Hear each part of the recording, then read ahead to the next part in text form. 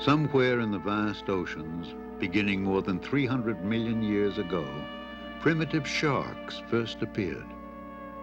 They continued to evolve when dinosaurs ruled the earth, as the first birds fluttered against the wind, when the first mammal suckled its young. Now, in the time of man, the shark's domain is invaded more and more often by an ungainly biped seeking recreation. The shark is seen as a living symbol of terror. The nightmare is reenacted time and time again. The remorseless killer, the helpless victim.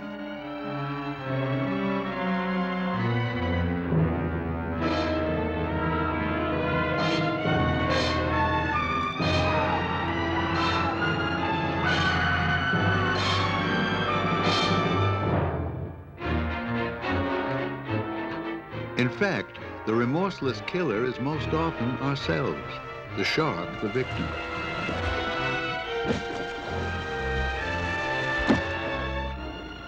Millions upon millions have been killed and exploited, even as we have extolled the shark's ferocity.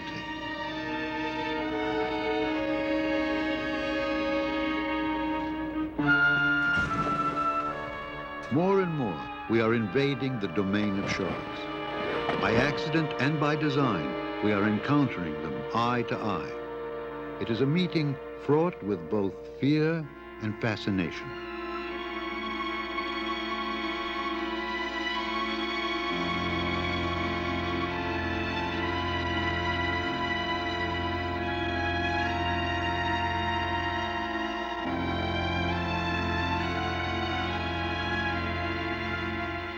To know these creatures is to go where few have gone before, to do what few have dared.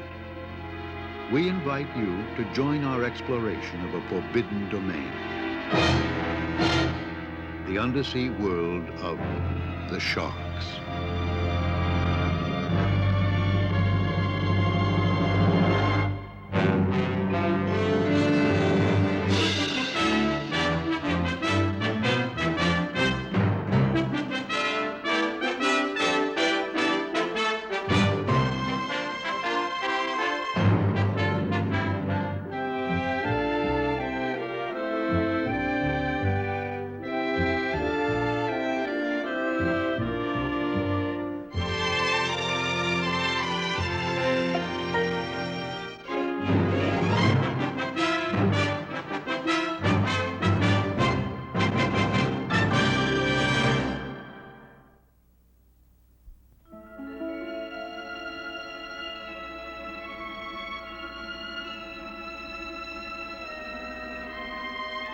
Consider a shark, at one with its element.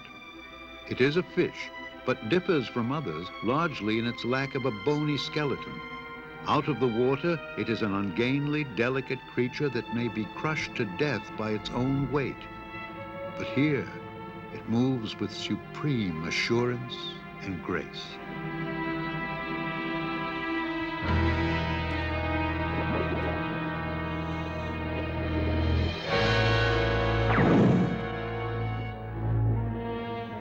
For the most part, sharks live and die in a shadowy world beyond human understanding or compassion.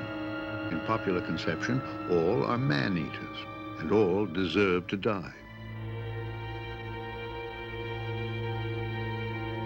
Anal fin, the tail fin, and the two dorsal fins are median fins. There's just one. The remarkable Dr. Eugenie Clark is a professor of zoology at the University of Maryland. From childhood, Dr. Clark has been fascinated by undersea life, and sharks in particular. Fishes called chondrichthyes, the cartilaginous fishes. As her studies have progressed, she has sought to popularize her view that sharks are a greatly exaggerated menace to man. Once I had all four of my children when they were quite young in the water, and somebody yelled, "Shark, shark," and I couldn't see the shark. I had no idea how large it was. I just wanted to gather the children together and get out of the water. And then suddenly we saw this big hammerhead shark, and just all of us looked, and we were just amazed. It was so beautiful, and it circled us once and then turned and went away, and we were so disappointed to see it go. With growing confidence, Eugenie Clark and a handful of other scientists are seeking out sharks in the wild, observing their ways in intimate detail.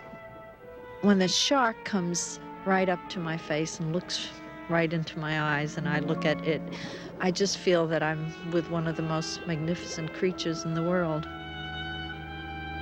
Divers who dive with sharks a lot, I think all have the same feeling that these animals are not the vicious, terrible things that people have built them up to be. We're invading their ecological environment, and if we behave, they'll behave too.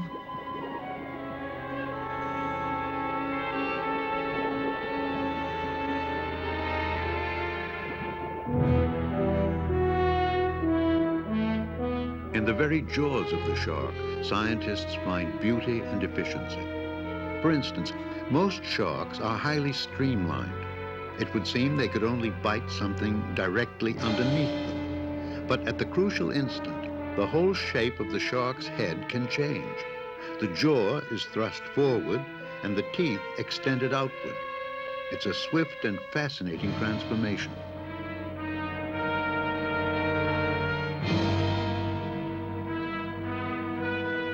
During its attack, the shark's eye may seem vulnerable, too close to the flailing victim in its jaws. But many species have a special protective membrane that can snap closed in an instant.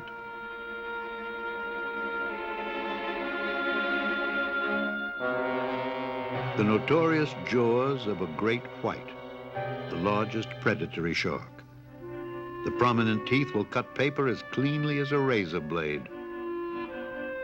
This awesome weapon never wears out. Most sharks shed their teeth frequently. They'll grow and replace thousands of them in a lifetime. There are nearly 350 species of sharks. Most are harmless to man and very different from our common idea of them. In their sheer variety, sharks are wondrous animals indeed.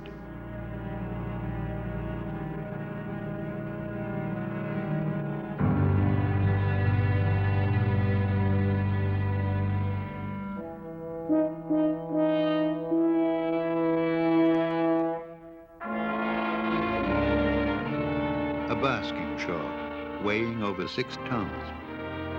Like great whales, this extraordinary creature strains plankton from the sea, swimming with its huge jaws agape. More than 1,600 tons of water an hour pass through the cavernous mouth, day after day, year after year.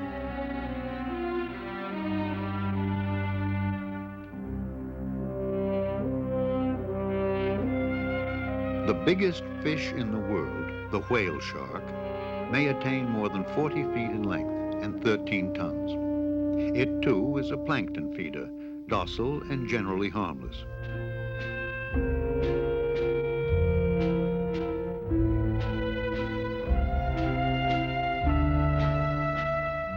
Underwater encounters with the whale shark are very rare and highly exhilarating.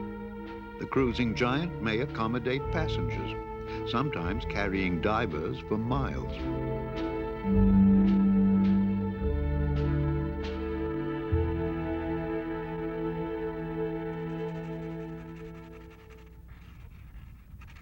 The study of sharks is an exciting frontier for enthusiasts like artist Richard Ellis.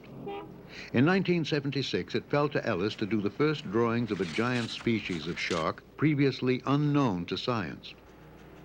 14 feet long, with enormous gaping jaws, the new shark is known informally but aptly as megamouth. The only known specimen was entangled in a sea anchor and brought aboard a Navy research vessel. It is possible, perhaps likely, that other equally bizarre species of sharks still lurk undiscovered in the ocean deep.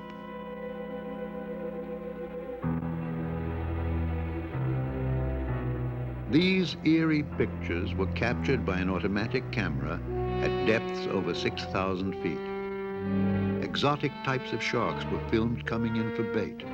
Some have never been photographed alive before. very little is known about how these deep-sea sharks survive in the eternal dark and cold of the oceanic abyss. Off the eastern coast of Mexico in the early 1970s, a discovery was made that contradicted long-standing misconceptions about the behavior of sharks. An intrepid free-diving fisherman was exploring underwater caves in search of prey.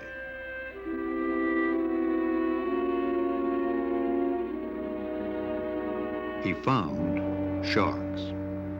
They were apparently healthy, but lethargic, showing little inclination to attack or flee.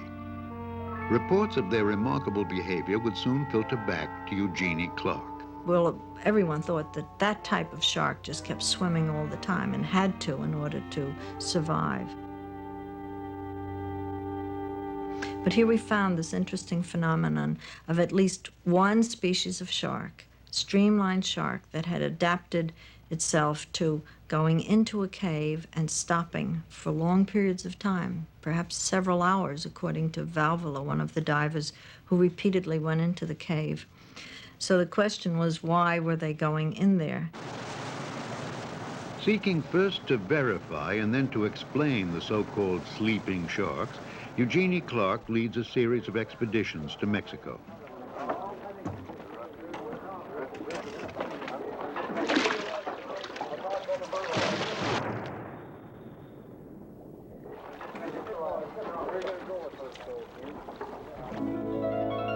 The first explorations are marked by both skepticism and tension. If the sharks are in the caves, it will be very surprising. And if they are found, no one can be sure how they will behave when confronted in confined corners of the caves.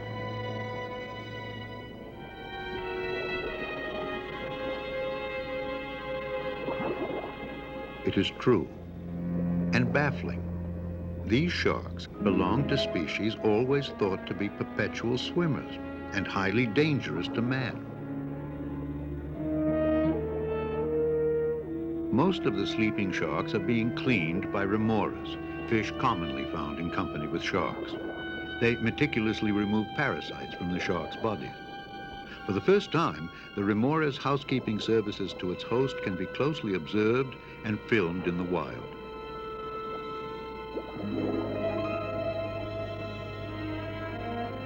Divers ultimately grow so trusting of these sleeping sharks, they will dare to touch and caress them. The gesture would be considered madness under normal circumstances.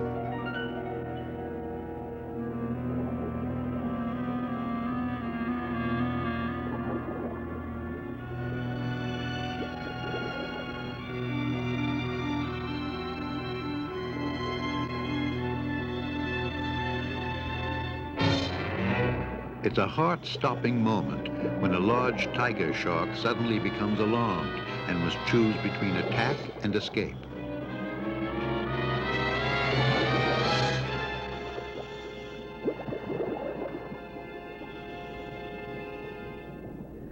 Eugenie Clark discovered that seawater here is mixed with fresh water seeping from the sea bottom.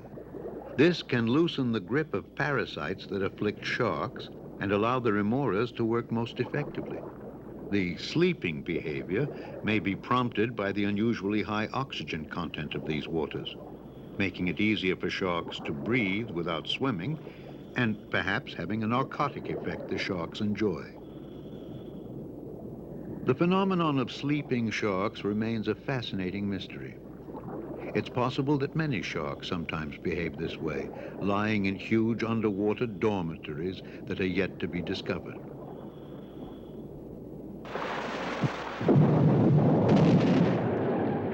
World War II at sea.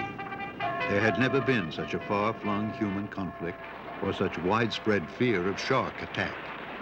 Correctly or not, the deaths of hundreds were attributed to sharks. Very few facts were known. But the U.S. Navy mustered all the reassurance it could, the product of too hasty research and pure hearsay.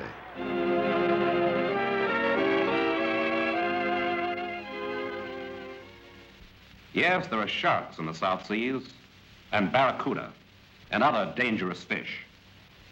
But some of us have been close enough to touch them and didn't lose anything more than about 10 years' pleasant dreams. Very few sharks are man-eaters. Brown-skinned natives of the South Seas readily swim in waters where sharks are plentiful, yet they are almost never attacked. There are many cases on record of our flyers swimming fully clothed near sharks without being attacked. Maybe in their work uniforms they didn't look like good eating. But what is more likely, they were not seen. Sharks have very poor eyesight and rely mostly on their sense of smell for guidance. They are also great cowards and can be easily frightened away. There have been many instances where one or more men in the water scared off approaching sharks by simply thrashing the water. And believe me, brother, when you see a shark heading your way, you can really thrash. And you may be sure that somewhere ships are scouring the sea looking for you.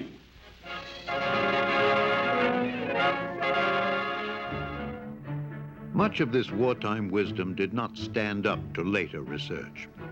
Shark Chaser, a supposed repellent issued in great quantities during the war, was shown to be inadequate. It did repel some sharks, but others treated it with total indifference. The number of shark species considered potentially dangerous to man has decreased with continuing research. Sharks proved much more sophisticated than the simple, stupid eating machines they were once thought to be. It has long been known that sharks' sense of smell is keen. But what about their vision and hearing? What sounds would repel or attract them?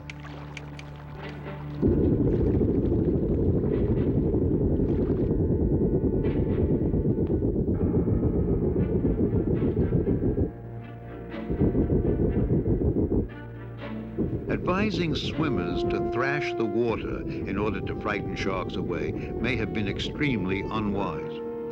The best evidence now suggests that such irregularly pulsed low-frequency sounds tend to attract rather than repel many species of sharks.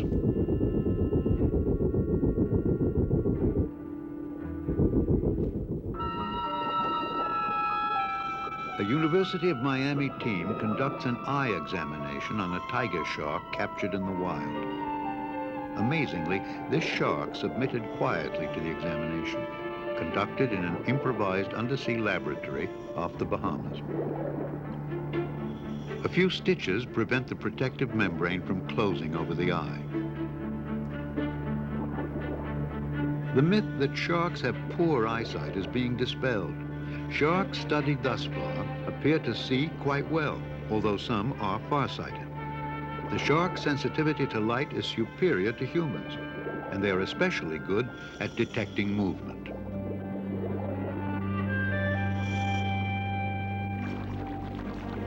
If man and shark meet, what provokes an attack?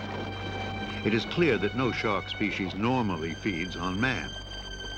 In an effort to understand the special circumstances that trigger an attack, dummy human forms are offered to the aggressive great white shark. The great white does feed on sea mammals and shows little, if any, fear of man. It has undoubtedly attacked and killed humans and was the living inspiration for Jaws.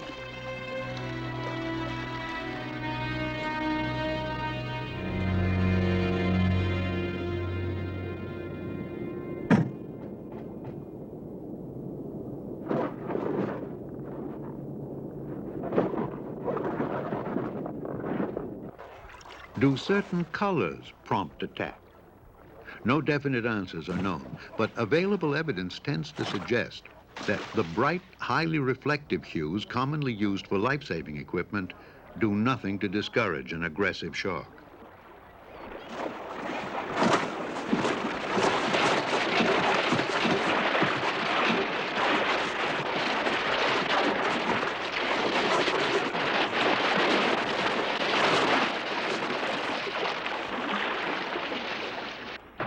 One expert, only half joking, has suggested that sharks may be attracted to life vests when they are the color he morbidly terms yum-yum yellow.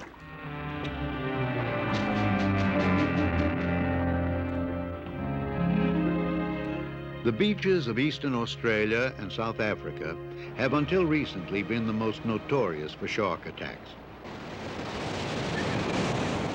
The Queensland coast of Australia was shocked into action by 2 fatalities in December 1961.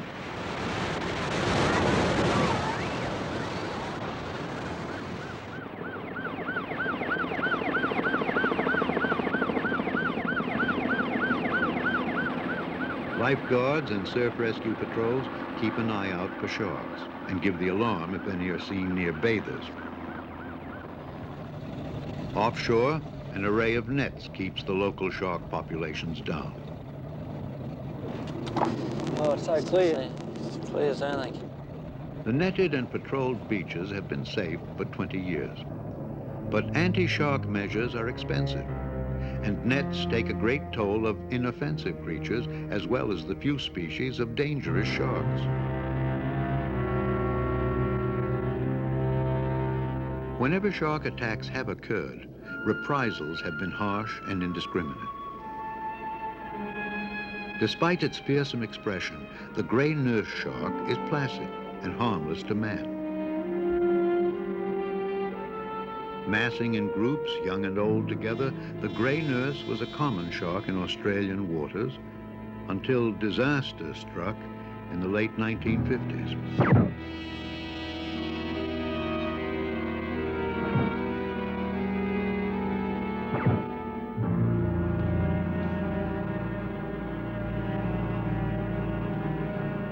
The gray nurse looked like a man-eater and yet was easy to kill. Even for divers who knew better, the opportunity to appear a hero was often irresistible. So the gray nurse shark was swept from many areas by human ignorance and bravado.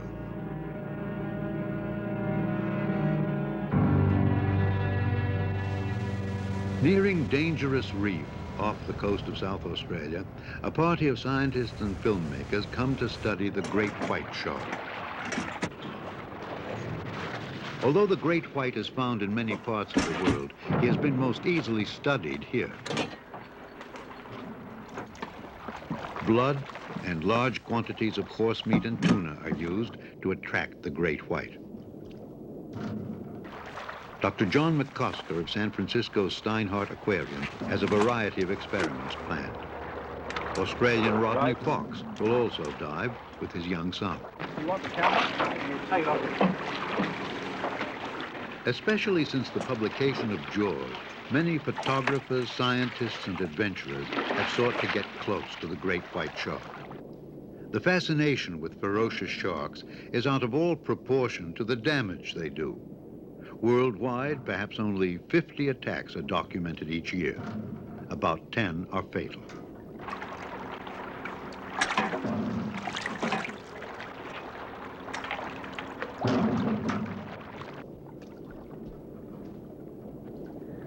Rodney Fox was attacked by a great white in 1963. He suffered a terrible wound which required 462 stitches. Undaunted, he now introduces his son to the creature that so nearly ended his life.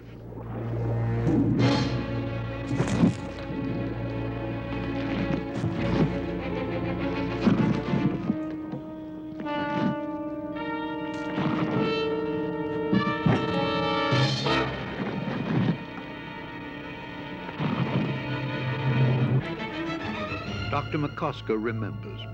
We spent so much time in the water, you know, it was with adrenaline levels so high that it was hard to really understand what we were seeing. But we did observe a very curious behavior. That is, the shark would attempt to bite the prey item, in this case horse meat, and at the last moment, as it turned its snout up, could not see the prey item, would then grab the cage and shake the cage.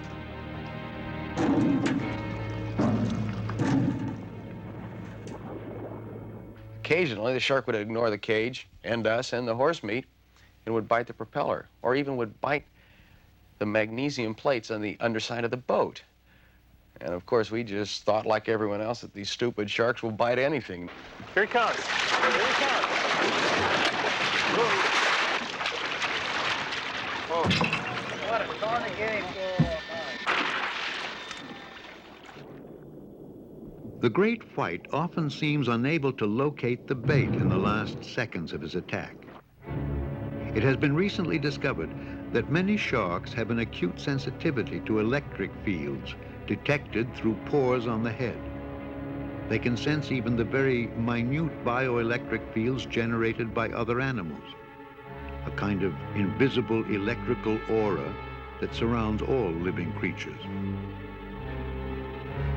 Seeking to explain the great white's strange behavior, McCosker reasons that the shark is using his vision as he approaches the bait. But usually, the shark relies on his electric sense in the final seconds before striking. As he extends his jaws, his eyes roll back in order to protect them. For an instant, he is virtually blind. At this moment, the shark may become confused. Metal objects nearby emit an overwhelming electric field, overriding that of the bait. Lunging for the cage or the boat, the great white is making a basic mistake, just as eyewitnesses do when they assume that the shark will stop at nothing to take a bite of them. Watch your foot, watch your foot. Ha you're good. Like a whale. A lot of meat, isn't it?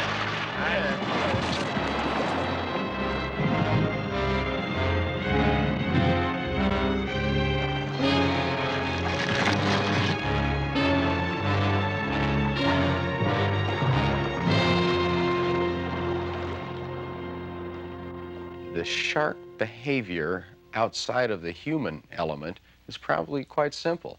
But when we complicate the environment that the shark is swimming through by adding all of these electrical fields, the curious electrical fields that in its evolution it has had no cognizance of, it will then respond in very strange ways.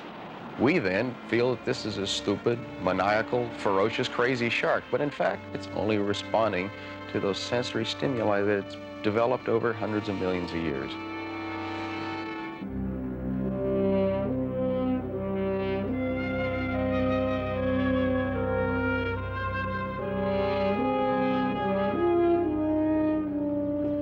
In the Red Sea, at the tip of the Sinai Peninsula, there are underwater reefs of rare ecological richness and diversity. And that big Napoleon fish, do you think that's still here? Eugenie Clark calls this area my laboratory and my favorite place on Earth. With her Israeli colleague, David Friedman, she has dived here at Ras Mohammed many times over the years.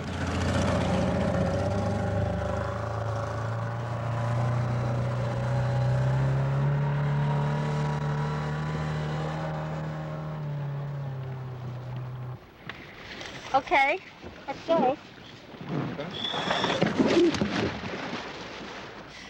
Each thing I study underwater leads to something else, or 10 other things. And you go out and with the aim of studying one particular behavior, and maybe the fish won't behave the way you expect it to, but it'll do 3 other things that you wonder, well, why is it doing that? And suddenly you have more things to study, and it goes on endlessly. And I could keep coming back to just one spot in the Red Sea, and I'd never finish in several lifetimes all the things that I'd want to study.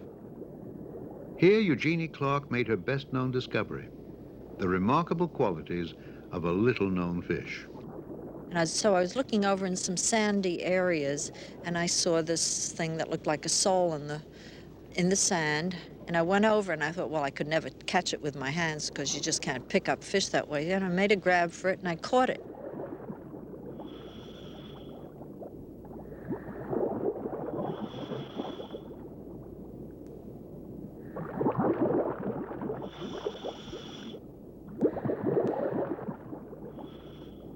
And it was so unusual. I thought, why is it such a slow swimmer? And I didn't recognize the species, so I pressed it flat. And as I pressed it, this white milk came out of pores at the bases of the dorsal and anal fins, not where anybody ever heard of excretion coming out of a sole before. And then I felt my hands, and they were kind of astringent, and I thought, gee, this must be a poison, and I'd like to study this sole. In a series of tests, Eugenie Clark set out lines baited with live specimens of the fish she had found, Partochirus marmoratus, or the Moses sole. Also on the lines were chunks of tuna and other attractive morsels, which were soon devoured by local sharks. But almost always, the Moses sole survived unharmed. In laboratory tests, sharks can be tempted to attack, but usually think better of it when they get a whiff of the sole's poison.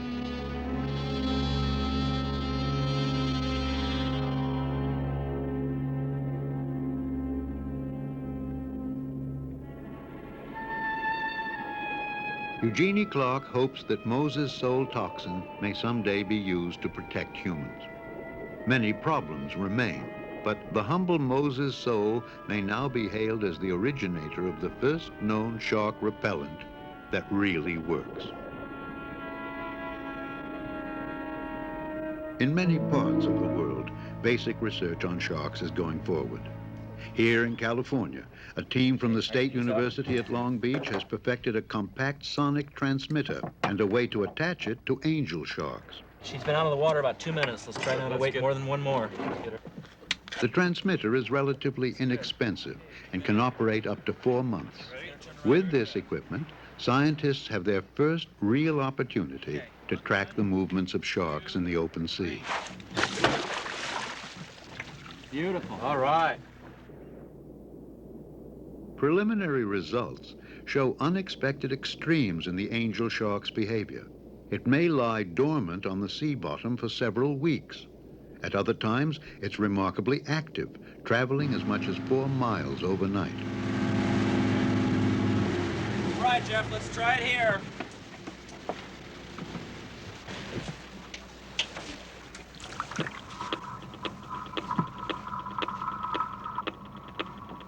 That's pretty close, Jeff.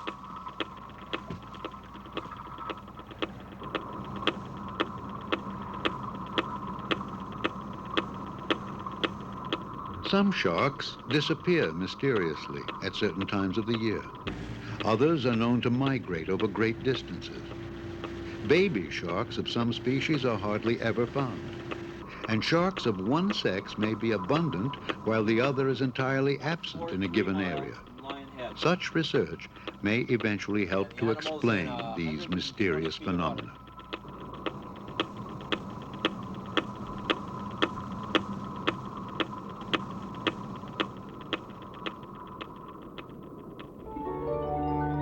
One of the more puzzling sharks is the hammerhead. No one can explain the strange and spectacular hammerhead schools that are found in Mexican waters. Possibly this is associated with hammerhead mating, but the mating act itself has rarely been observed among large sharks in the open ocean. The courtship of gray nurse sharks has been seen and photographed in an Australian aquarium. This may be the only existing film of such reproductive behavior. It's a violent affair. The male repeatedly bites the female in a tender gesture only sharks would understand. The females of some shark species have skins twice the thickness of the males, possibly to prevent serious injury at times like this.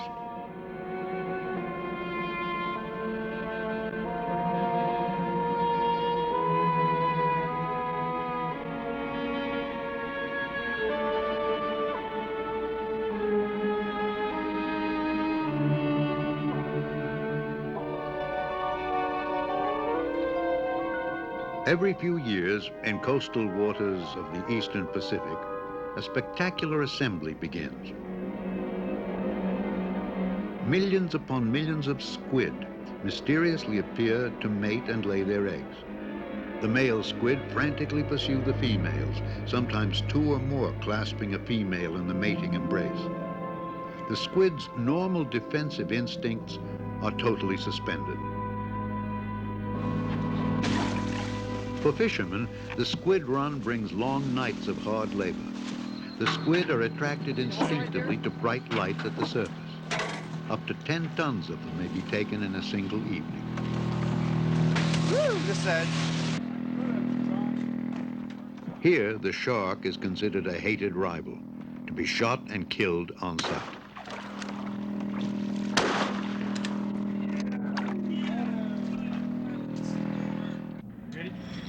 For a few daring scientists, this is a rare opportunity to get close to feeding sharks. Zoologist Bob Johnson is one of them. It was very disorienting in that at night you didn't know which way was up always. If you were balanced out correctly underwater, up wasn't always up. And because of the squid situation, they may be thick above you or they may be thicker below you. And everything was oriented towards the light rather than towards the surface. So it was very awkward at times. You'd see the sharks coming underneath and you'd finally try and get in. And of course, the instant you get in, you're blinded and you can't see them anywhere. And when you do see them, they're right in front of you all over. They'd be racing past you, eating gulps of squid. They'd come out of the corner of your eye as you're turning and watching for these animals because you couldn't keep in one direction. You had to consistently turn in the water to watch in all directions. And they weren't attempting to bite us. They were attempting only to feed on the squid. But if you got your arms or your legs or your body in the wrong place at the wrong time, you could very easily get bit.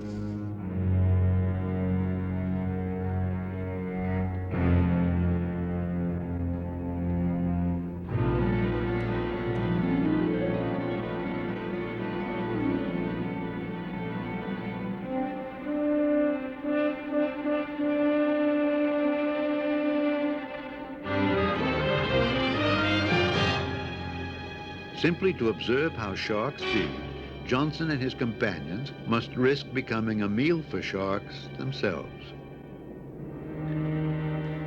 Recent experiments off the California coast have addressed the problem of getting close to sharks in safety. Australian filmmakers Valerie Taylor and her husband Ron may know as much about shark attack as anyone alive. I've been bitten twice by sharks, and once it was quite nasty, and it happened out here off San Diego in a similar situation to what we are today. But it was basically my fault. I was swimming around in a lot of bait, a lot of chum was in the water, and the shark came up. He was looking for something to eat. I didn't see him, and it's important you see the shark. But I didn't see him. I was looking at two other sharks because there are 30 or 40 in the water, and you can't watch them all the time. And he simply bit me. There's no great drama, nothing. He just bit me. I grabbed him. I wouldn't allow him to take the piece out, which he probably would have done, and I beat him off. And they have such sharp teeth, of course. It had gone through a 1/4-inch wetsuit and 1.5 inches into my leg. The mesh suit's going to stop all that sort of thing. I'm not going to get bitten again.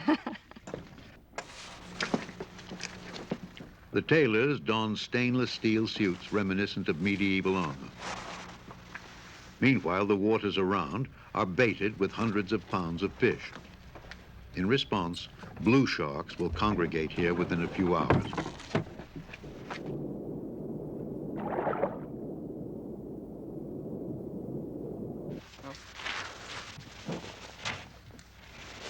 I'm a bit worried about the gaps in the gloves, Ron. Which gaps? Oh, they don't quite come around on the wrist, I noticed. Yeah, and mine are the same. You just got to be careful there. Just have to be careful. Yeah, it's right on the wrist, which is. I just don't want to have an artery cut. Oh, okay. There you are. All right. Joan, can you come down here and give me a hand? Yeah, that's what their teeth do when they get on it. That's the noise you hear. And you really think it's getting into you because of that terrible noise, but it doesn't. They make these for butchers. Valerie has invited Shark Attack numerous times to test her 12-pound suit. Each prototype costs about $2,000, but the suit's protection could be invaluable to those who are impelled to dive with sharks under dangerous conditions. All right. Good, thanks. There you go, Barbara.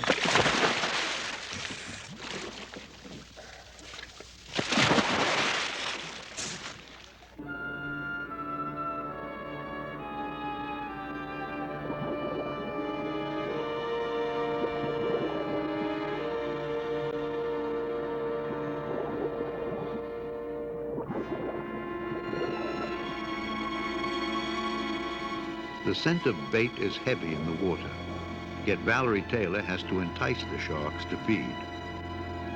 Once they're eating, she'll draw the bait close to her body, hoping the sharks will become confused between her and the fish.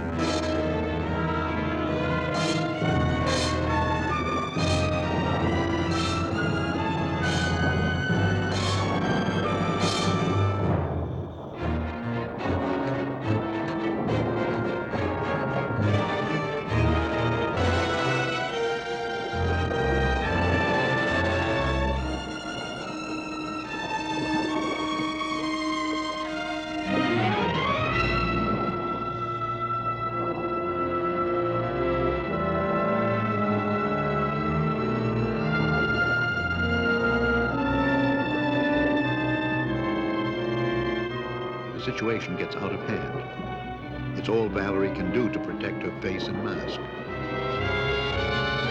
The shark strips off Valerie's steel glove and swallows it whole. Dad, it's okay, Jim. It's you. But I can't hang on properly. I'm all right. Don't help me. I'm really Oh, but it wasn't the tank, though. Did he damage your hand, Valerie? Yep, he damaged my hand, all right. Let's get that tank off of you. He got the glove off and he continued. He wouldn't let go. I don't remember what I don't know how bad it was. Hang on, I can do that. The thing that happened was, he got the glove off somehow. He just ripped it off, and this naked hand was in his mouth. So I put that hand in, so that he couldn't crunch down on it. I did it just like that, but you can see why he got the thumb. Because it was sticking up. Oh, boy. What a blast. Fancy him swallowing my glove. I don't think you ought to go back in with it bleeding like that. Oh, the blood won't make any difference. It's around $40 glove. I was screaming and my throat's sore. All I wanted was someone to punch him off, make him let go. You know, withdraw, the way they withdraw. Yeah, but nobody knew that you had that problem, No. you see. Oh, well. And there's no use screaming because somebody, it takes a few seconds to get over to you, and the shark can have really done a lot of damage in that time. Oh. So you've got to be totally self-contained. Well, I figure I did all right, Ron. You did very well, but there's a weakness in the system. The gloves have got to be attached to the arm. Well, the only way you learn these things, isn't it, is by trial and error. Yeah, That was an error. that was an error. Well, Or trial and an error.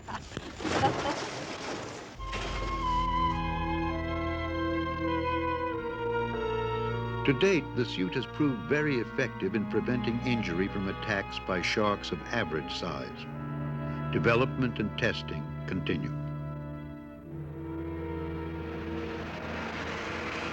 Japan, a modern technological culture much influenced by the sea and its creatures. Part Japanese, Eugenie Clark grew up with traditional folk tales involving the sea, perhaps an inspiration of her career.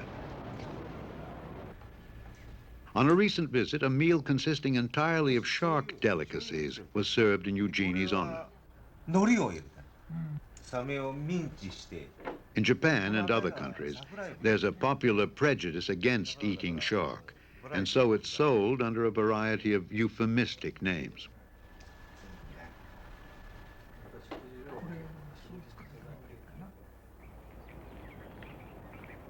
Much tradition and ritual surround shark fishing in Japan. In a remote village, the shark fishing season begins with the blessing of a bottle of rice wine, sake.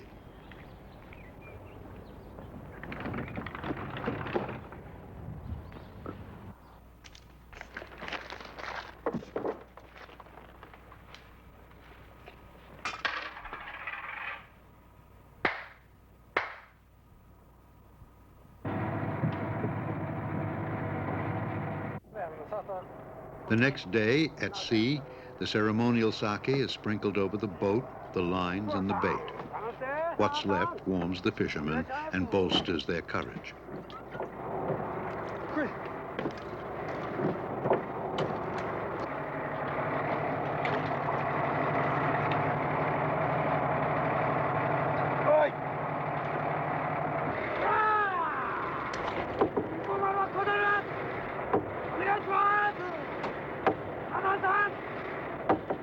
Pounding on the boat's hull with a wooden stick is another ancient ritual to ensure good luck.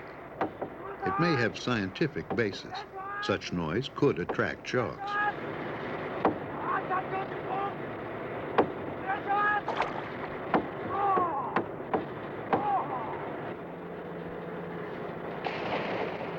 "9 miles of line will be dropped overside, baited with 300 hooks.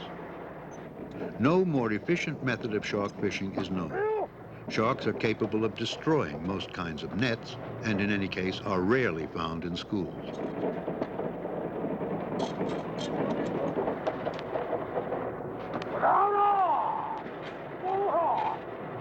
It's hard labor bringing in the lines, and the task takes hours. On any of the hooks, there may be a 400-pound shark in fighting humor. Today, 15 sharks will be taken, including a large hammerhead. A hammerhead is considered auspicious, a messenger bringing a favorable sign from the god of the sea.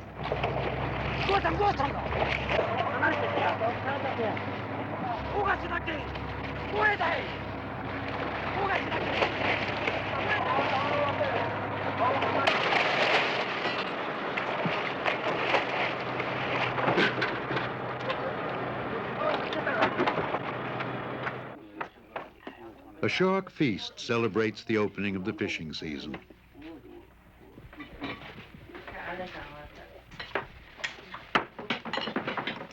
These shark fishing families appear to be dying out in Japan. Those who endure are held in unusual respect. No one fights harder to wrest a living from the sea.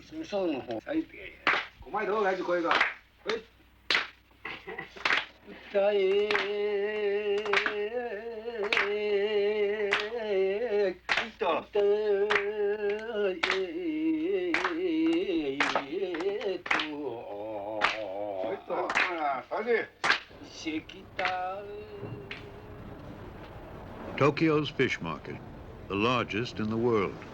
In 4 frantic hours, more than $8 million change hands here each day.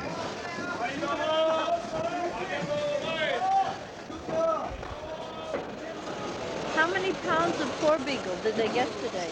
Eugenie Clark visits the market with a venerated colleague, Dr. Tokiharu Abe. 200 pounds, maybe. 200. To marine biologists, this market is a vast treasure house of data, an ever-changing census of the sea. Often, hundreds of sharks can be examined here before they are sold at auction.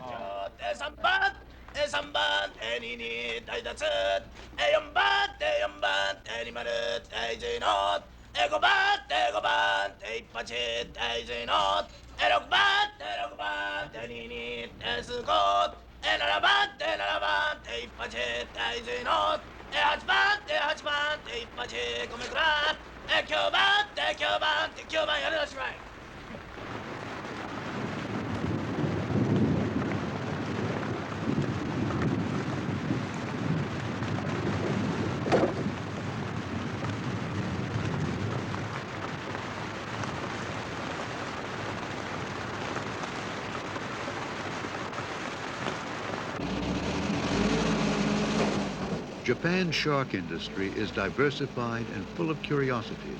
Besides the market for the meat, many other uses for shark have been exploited here. Shark skins are removed for use as leather. The tanning process is complicated, laborious, and something of a trade secret. The resulting leather goods are said to be almost indestructible. The price is proportionately high. Some $200 for a wallet, over $1,300 for a woman's handbag. Kamaboko is a kind of fish cake made from the meat of sharks. It's packaged to be eaten as a snack and is popular with millions of Japanese.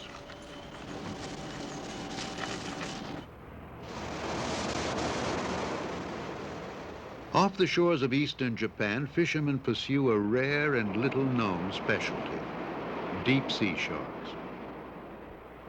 Scientists like Eugenie Clark and Dr. Abe visit the boats frequently. Fishermen are the source of much of our present knowledge of deep-sea sharks and have often been responsible for the discovery of new species.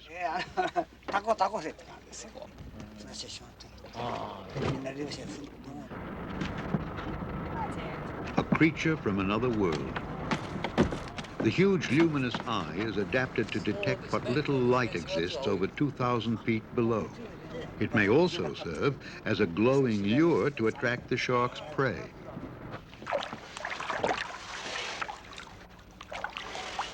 In Japan, deep-sea sharks have been put to commercial use. The market for them began during World War II, when there was urgent demand for a special oil to lubricate fighter planes.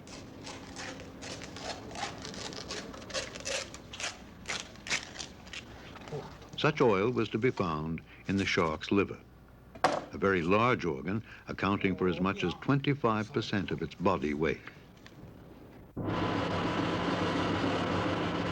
Today, oil from deep-sea shark livers is in demand as a medicine and health food. A capsule a day, it is said, helps to prevent heart disease and promotes longevity.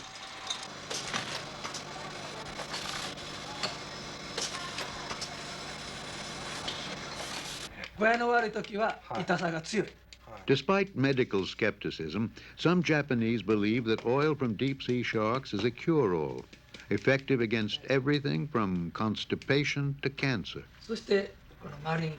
Applied externally, shark oil is used by Japanese doctors to treat burns and minor aches and pains.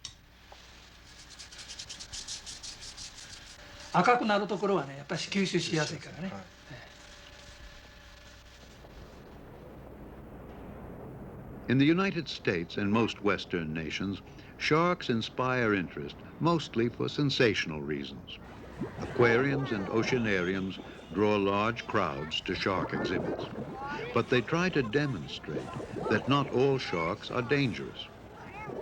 Eugenie Clark is given the opportunity to dive in the New England Aquarium and meet the resident nurse sharks, docile creatures which tend to rest on the bottom of the tank for most of the day. I want people to understand that the danger from shark attack is so slight that they don't have to worry about it. People come to me and say, what'll I do if I go in the water and see a shark? You don't have to do anything. The chances of that shark coming over to you, and especially attacking you in any way, is so remote. It's just like saying, what should I do if I see a car driving down the street? You don't have to get off the street. What's the chances of that car hitting you? Occasionally a car runs off and hits somebody walking on the sidewalk, but you shouldn't waste all your time preparing for such a remote accident. The sea should be enjoyed, the animals in it. When you see a shark underwater, you should say, how lucky I am to see this beautiful animal in his environment.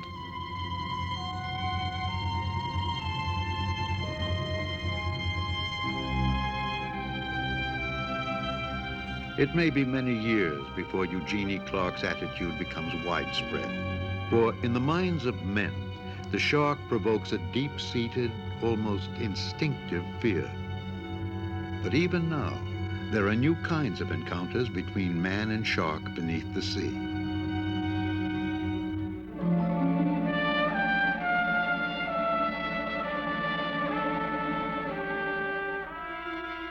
Off the coast of Japan, a diver photographer recently chanced upon a shark egg case attached to a clump of soft coral. The case, apparently a lifeless bit of flotsam, revealed its secret contents when illuminated from behind. A shark embryo, developing and alive. Inspired, Japanese divers returned time and time again as months passed, until at last they were able to witness and photograph for the first time in the open sea the birth of a shark.